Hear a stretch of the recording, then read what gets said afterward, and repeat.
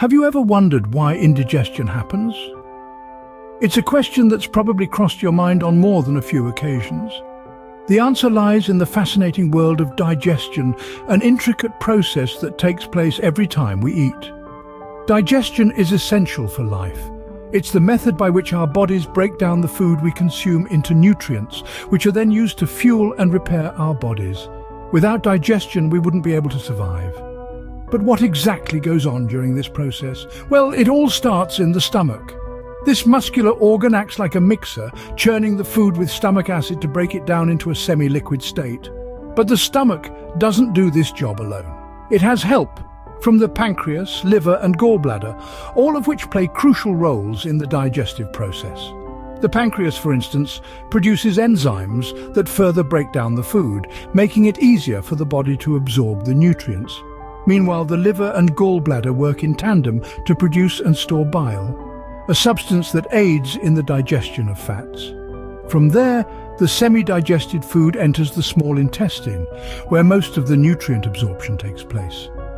This long-coiled organ uses tiny, finger-like projections called villi to absorb the nutrients into the bloodstream. Finally, the leftover waste material makes its way to the large intestine, or colon, where water is reabsorbed back into the body and the remaining waste is formed into stool to be excreted. As you can see, digestion is a complex process involving multiple organs, each with its own vital role. When everything works as it should, we hardly even notice it's happening. But when something goes wrong, that's when we experience the discomfort of indigestion.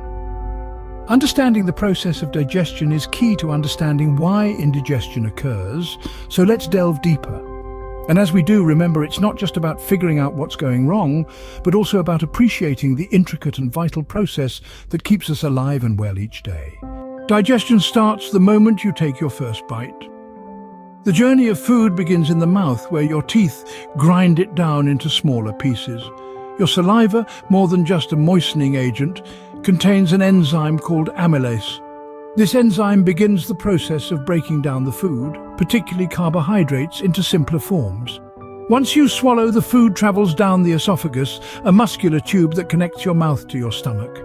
A rhythmic wave-like motion called peristalsis propels the food along this passage.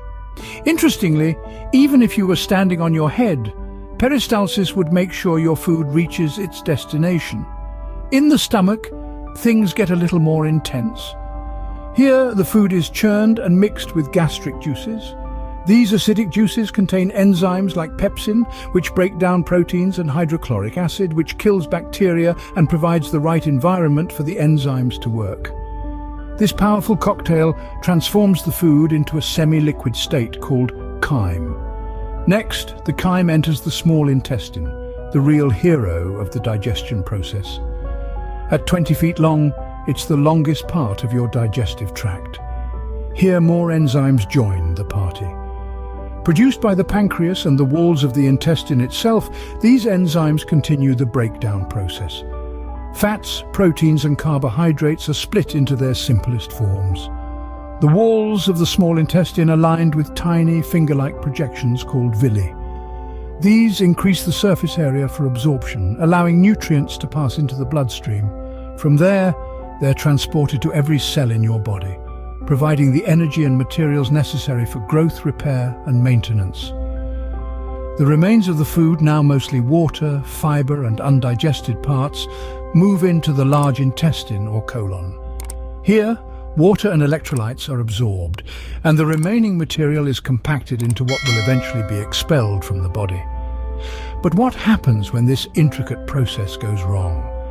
That's when we experience indigestion. Indigestion, also known as dyspepsia, is a common problem. It's that uncomfortable, bloated feeling after a meal, like there's a heavy stone sitting in your stomach. We've all been there, right? But what exactly causes this unpleasant sensation?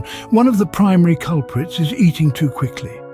When we gobble down our food without taking the time to chew properly, we're not just being impolite at the dinner table. We're also making it harder for our bodies to break down what we've eaten. Chewing is the first step in digestion, and when we rush through it, the whole process can get thrown out of whack. Overeating is another common cause of indigestion. Our stomachs can only hold so much, and when we push past that limit, it's bound to cause discomfort. Think of your stomach like a small bag. If you stuff it full of food, it's going to stretch, and you're going to feel that stretching as a painful, bloated sensation. And then there are the types of food we eat. Fatty, greasy, or spicy foods are notorious for causing indigestion. These foods are harder for our bodies to break down, which means they stay in our stomachs longer. This can lead to a buildup of stomach acid, which can cause heartburn and other uncomfortable symptoms. These factors all disrupt the normal process of digestion, leading to discomfort and other symptoms. But it's important to remember that indigestion is more than just a nuisance. It's a signal that something is off in our digestive system. When we experience indigestion, our bodies are telling us that we need to slow down, eat less, or choose different foods. So, the next time you feel that familiar pang of discomfort after a meal, take a moment to consider what might be causing it. Are you eating too quickly? Overeating? Indulging in too many fatty, greasy, or spicy foods? Remember, your body is trying to tell you something. Listen to it. Indigestion is more than just a nuisance. It's a signal that something is off in our digestive system. How can you tell if you're experiencing indigestion? Well, let's dive right into it. Indigestion, also known as dyspepsia, is a bit of a catch-all term for discomfort or pain in the upper abdomen. However, it's not just a simple tummy ache. Indigestion comes with a variety of symptoms that can help you identify when your digestive system isn't quite on par. You might feel a burning sensation or discomfort in the upper part of your stomach. It's not uncommon to feel overly full even without eating a large meal. Bloating is another common symptom, often accompanied by an increase in gas and burping. Nausea, too, is a frequent companion of indigestion, and in some cases you might even feel the urge to vomit. Now, while indigestion is usually nothing to lose sleep over, chronic or persistent indigestion can hint towards more serious underlying conditions. For instance, it could be a sign of gastritis, an inflammation of the stomach lining. This inflammation can lead to a constant or intermittent ache in your upper abdomen and may even result in stomach bleeding. Persistent indigestion could also be a symptom of peptic ulcers, which are sores that develop on the lining of your stomach, upper small intestine, or esophagus. These ulcers can cause severe pain and discomfort, and if left untreated, can lead to serious complications. In rare cases, chronic indigestion might even be an early symptom of stomach cancer. Now, it's important not to jump to conclusions, as indigestion is a common condition and stomach cancer is relatively rare. But if you're experiencing persistent indigestion, along with other symptoms like unexplained weight loss, difficulty swallowing, or blood in your stool, it's a good idea to consult with a healthcare professional. So, while indigestion might seem like a minor inconvenience, it's not something to be ignored. Understanding the symptoms and potential complications can help you take proactive steps towards maintaining a healthy digestive system. Now that we know what indigestion is, how can we prevent it? Well, that's a topic for our next discussion. Stay tuned. Prevention is always better than cure, and this holds true for indigestion too. When it comes to keeping your digestive system in tip-top shape, a few adjustments to your lifestyle can make a world of difference. Let's start with your eating habits. Eating smaller, more frequent meals instead of 3 large ones can help keep your stomach from becoming too full, reducing the risk of indigestion. It's like pacing yourself in a marathon rather than trying to sprint the whole way. Your body will thank you for it. Next, identify and avoid foods that trigger your indigestion. Common culprits can include fatty or spicy foods, caffeine and alcohol. It's like being a detective for your own body, figuring out what makes it tick and what makes it ticked off. Now, let's talk about stress. It's no secret that stress can wreak havoc on your body, and your digestive system is no exception.